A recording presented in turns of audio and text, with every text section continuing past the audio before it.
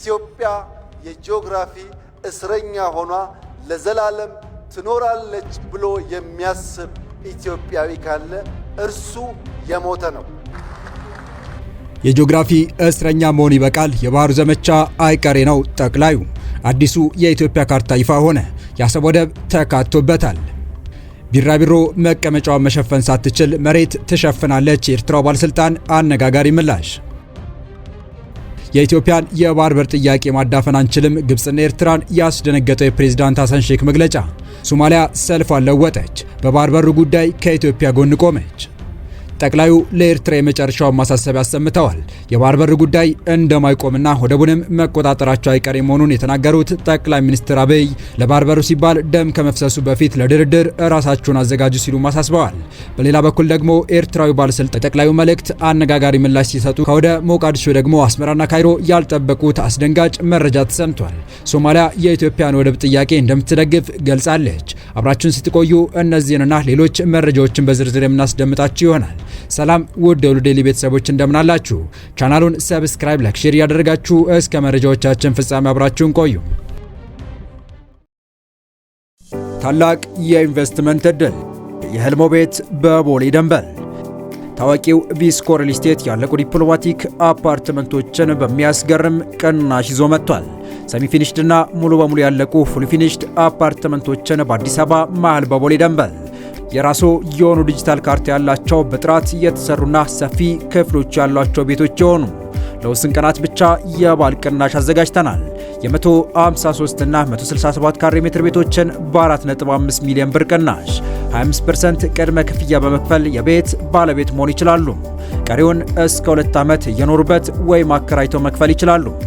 ቢኖሩበት በምቾት ቢያከራዩት ለዲፕሎማቶች በዶላር መልሰው ቢሸጡ ደግሞ ከፍተኛ ትርፍ ያገኛሉ።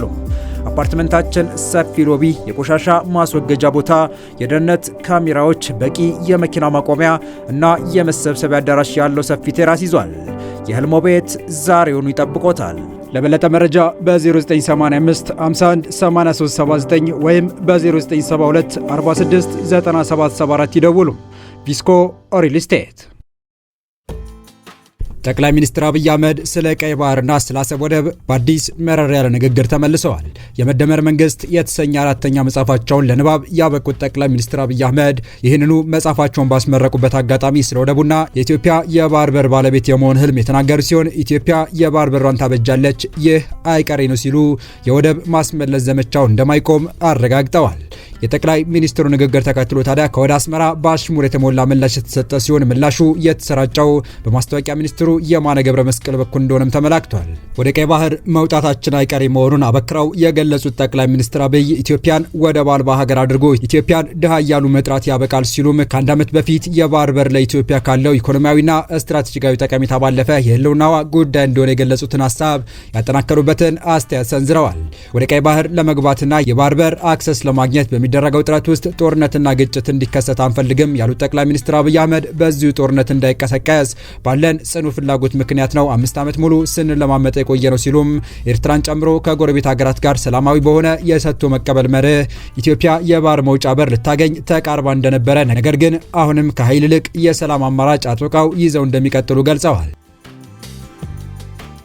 ጠቅላይ ሚኒስትሩ አክለውም ባለፉት 5 ዓመታት ጦርነትና ግጭት እንዳይቀሰቀስ በማሰብ ብዙ ታግሰናቸዋል ላሏቸው አካላት ወሳኝ የሆነ መልእክት ያስተላለፉ ሲሆን ቀጠል በማድረግም ኢትዮጵያ በዓለም ሕግ መሰረት በዲፕሎማሲያዊ መንገድ የወደብ ባለቤት እንድትሆን እህት ወንድሞቻችን ሳይረፍድ በአስቸኳይ ራሳቸውን ለድርድር ዝግጁ ማድረግ አለባቸው ሲሉ በጥብቅ አሳስበዋል። ይህ በእንዲህ እንዳለ ከባህር በሩ ዘመቻ በፊት መንግስት የመጨረሻውን ካርድ ወደ ጨዋታው ጠረጴዛ ያስገባ ሲሆን የአሰብ ወደብን ያካተተ አዲስ የኢትዮጵያ ካርታ ተዘጋጅቶ መሰራጨቱም ተሰምቷል።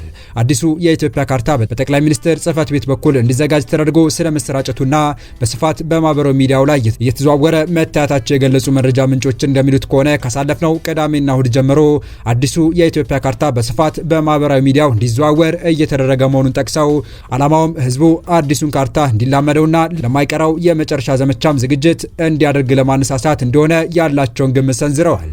ከተወሰኑ ወራት በፊት ጠቅላይ ሚኒስትር አብይ አህመድ በአሰብ ወደብና አካባቢ ላይ የኮሪደር ልማት መስራት እንደሚፈልጉና ለዚህም አስፈላጊ የሆኑ እርምጃዎች እየተወሰዱ መሆናቸውን መግለጻቸው የሚታወስ ሲሆን የኮሪደር ልማትና ዘመናዊ አዳዲስ የወደብ መሰረተ ልማት የሚገነባባቸውን የአሰብ ባህር ዳርቻዎች በግልጽ የሚያሳይ ማስተር ፕላንና አዲሱ የኢትዮጵያ ካርታም በጠቅላዩ ቢሮ ውስጥ ተሰቅሎ ማየታቸውን ለተለያዩ ጉዳዮች 4 ኪሎን የረገጡ ምንጮች ሲገልጹም ነበር።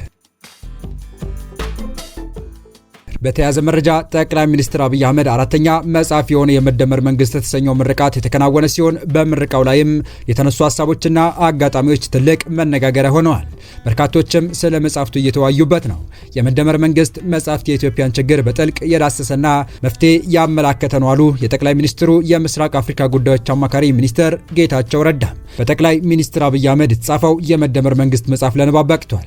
በመጽሐፉ የምረቃ መርሃ ግብር ላይ የጠቅላይ ሚኒስትሩ የምስራቅ አፍሪካ ጉዳዮች አማካሪ ሚኒስትር ጌታቸው ረዳ ባቀረቡት የመጽሐፍ ዳሰሳ ላይ እንዳሉት መጽሐፉ የኢትዮጵያን ሁለንተናዊ ሁኔታ የሚያስቃኝ ነው። በተለይ የኢትዮጵያን ችግሮች በጥልቅ የዳሰሰና ተግባራዊ መፍትሄዎችን ያመላከተ መጽሐፍ መሆኑን ጠቅሰው ችግሮችን ከመሰረቱ ለመፍታት ወሳኝ መሆኑን አመላክተዋል። አስተሳሰብ ላይ ትኩረት አድርጎ ከቁጭት የሚነሳ መጽሐፍ ነው ያሉ ሲሆን ነገሮችን አፍርሶ ከመስራት ይልቅ አዎንታዊውን ማስቀጠልና አሉታዊውን ማስተካከል ላይ እንደሚያተኩር አብራርተዋል። ይህም ኢትዮጵያ ለዘመናት የሄደችበትን ተቸኳይ የፖለቲካ አካሄድ የቀየረ አታይ ስለመሆኑ ገልጸው ፖለቲካችንን ያሸነፈ አካል እንደፈለገ ሁሉን ይጠቅልል ከሚል አካሄድ የሚያወጣ ነው ብለዋል። እኔ የፈለኩት ካልሆነ ከሚል የዜሮ ድምር ጨዋታ መውጣት የሚቻልበትን ዘመናዊ ፖለቲካ አካሄድ ያመላከተ መጽሐፍ መሆኑንም ነው አቶ ጌታቸው ያነሱት። በሌላ በኩል ዜጎች ከመሰረታዊ ፍላጎት ባሻገር በክብር የመኖር ህልማቸውን ለመመለስ አቅጣጫ ያስቀመጠ ነው ብለዋል። የኢትዮጵያ ችግር በነበረው አካሄድ ትርጉሙ ባለው መልኩ መፈታት እንደማይችል አንስተው የመደበር እሳቤ ተግባራዊ ያደረገው መፍጠርና መፍጠን በዚህ ረገድ ሁነኛ መፍትሄ መሆኑን ተናግረዋል። የአዲስ አበባ ከተማን የተከማቸ ችግር ለመፍታት የተተገበረው የመፍጠርና መፍጠን መፍትሄ በዚህ ረገድ ተጠቃሽ መሆኑን ተናግረዋል። አዲስ አበባን ለመለወጥ የተጀመረው ስራ አዲስ የስራ ባህልን ያላመደ መሆኑን ገልጸው በቀጣይ በአዲስ አበባ የታየው አዲስ ተስፋ ወደ ሁሉም የኢትዮጵያ አቅጣጫ እንዲሰፋ መረባረብ ይገባል ነው ያሉት። መጽሐፉ ለማንበብ ምቹ በሆነ አቀራረብ መዘጋጀቱን ጠቅሰው ሁሉም እንዲያነበው ጥሪ ማቅረባቸውን የዘገበው ኢዜአ ነው። በሌላ መረጃ የጠቅላይ ሚኒስትር አብይ አህመድና የፊልድ ማርሻል ብርሃኑ ጁላ የመኑን ቀይ ባህር መቆጣጠራችን አይቀሬ ነው የሚል መልእክት ከተሰማ በኋላ የኤርትራው ባለስልጣን ለብልጽግና ባለስልጣናት ይድረስልኝ ያሉትን አነጋጋሪ ምላሽ ሰጥተዋል። ለጠቅላይ ሚኒስትር አብይ አህመድና ለፊልድ ማርሻል ብርሃኑ የወደቡን እንቆጣጠሯለን መልእክት ምላሽ የሰጡት የኤርትራ ባለስልጣን የኢሳያስ ታማኝና የቅርብ ሰው የሆኑት የማስታወቂያ ሚኒስትሩ አቶ የማነ ገብረ መስቀል ሲሆኑ የባለስልጣኑ መልእክትም የኢትዮጵያ ገዢ ፓርቲ ባለስልጣናት በባህር በሩ ዙሪያ የሚያራምዱት ትርክት ቢሮ መቀመጫውን መሸፈን ሳትችል መሬት ትሸፍናለች የሚለው አገራዊ ብሂል የሚያስታውስ ነው በማለት ተሳልቀዋል። ሚኒስትሩ አክሎም የብልጽግና ፓርቲ ባለስልጣናት ህገወጡን የባህር በር አጀንዳ ትክክለኛ ብሔራዊ አጀንዳ ለማስመሰል መጠነ ሰፊ ዘመቻ ያደርጋሉ የሚል ክስ አሰምተዋል። ትርክቱ በኢትዮጵያና በጠቅላላው በቀጠናው ላይ አለመረጋጋት ያስከትላል ያለው ሚኒስትሩ ኤርትራ ከጎረቤቶቿ ጋር ትብብር ማድረግ የምትችለው በመከባበር በግልጽ ህጋዊ መሰረትና ለቀጠናዊ መረጋጋት በጋራ በመስራት ብቻ ነው ማለት የመንግስትን አቋም አስፈራዋል። ሚኒስትሩ የብልጽግና ፓርቲ የባህር በር አጀንዳ ኃላፊነት የጎደለው የማያዛልቅ ውድቅ ሊደረግና ሊመከት የሚገባው መሆኑንም ጠቅሰዋል። በመጨረሻም የኢትዮጵያን የባህር በር ጥያቄ ማዳፈን አንችልም፣ ግብጽና ኤርትራን ያስደነገጠው የፕሬዝዳንት ሐሰን ሼክ መግለጫ። ሶማሊያ ሰልፍ አለወጠች፣ በባህር በሩ ጉዳይ ከኢትዮጵያ ጎን ቆመች። የሶማሊያው ፕሬዝዳንት ሐሰን ሼክ መሐመድ ኢትዮጵያ የባህር በር ፍለጋዋን በዓለም አቀፍ ህግ ማዕቀፍ ውስጥ እንድታደርግ እንጠብቃለን አሉ። የሶማሊያው ፕሬዝዳንት ሐሰን ሼክ መሐመድ ኢትዮጵያ በዲፕሎማሲው መንገድ የባህር በር የማግኘት ፍላጎቷን በዓለም አቀፍ ህጎችና ስምምነቶች መሰረት እንድታስቀጥል ድጋፋቸውን ገለጹ። ፕሬዝዳንቱ ይህንን የተናገሩት ከአልአረቢያ የዜና ጣቢያ ጋር በቅርቡ ባደረጉት ቃለ ምልልስ ነው። ፕሬዝዳንቱ በቃለ ምልልሳቸው የኢትዮጵያ የባህር በር ፍለጋ በዓለም አቀፍ ህግ ማዕቀፍ ውስጥ አዲስ አይደለም ሲሉ አብራርተዋል። ማንኛውም ሀገር ጥቅሙን ለማስጠበቅ ዓለም አቀፍ ህጎችን እስካከበረ ድረስ ሊጠቀምባቸው የሚችላቸው እውቅና ያላቸው ዘዴዎችና አካሄዶች እንዳሉ ገልጸዋል። ኢትዮጵያ በሰላማዊና በዲፕሎማሲያዊ መንገድ ጥረቷን የምታደርግ ከሆነ ይህንን ለማሳካት እንደምትችል ተስፋ አለን ብለዋል። የሶማሊያ አቋም ጽኑና ግልጽ እንደሆነ የገለጹት ፕሬዝዳንቱ በአካባቢው ያሉ አለመግባባቶች በውይይት በመደራደርና መግባባትን በመከተል መፈታት እንዳለባቸው አጽንኦት ሰጥተዋል። ይህ መግለጫ ኢትዮጵያ ከሶማሊላንድ ጋር ቀይ ባህር ላይ የባህር ኃይል ጣቢያ ለመመስረት የፈረመችውን ስምምነት ተከትሎ በሁለቱ ሀገራት መካከል የተፈጠረውን አለመግባባት ተከትሎ የመጣ ነው። ሶማሊያ ይህንን ስምምነት ሉዓላዊነቷ የጣሰ ድርጊት አድርጋ ትቆጥራለች። ፕሬዚዳንት ሐሰን ሼክ መሐመድ በቀይ ባህር አዋሳኝ ሀገሮች መካከል ለጋራ ጥቅም የሚውል መረጋጋትን ለመፍጠር ውይይት፣ መግባባትና ትብብር እንዲደረግ ጠይቀዋል። ይህም ለሁለቱ ሀገራት ዘላቂ ጥቅም እንደሚያስገኝም ገልጸዋል።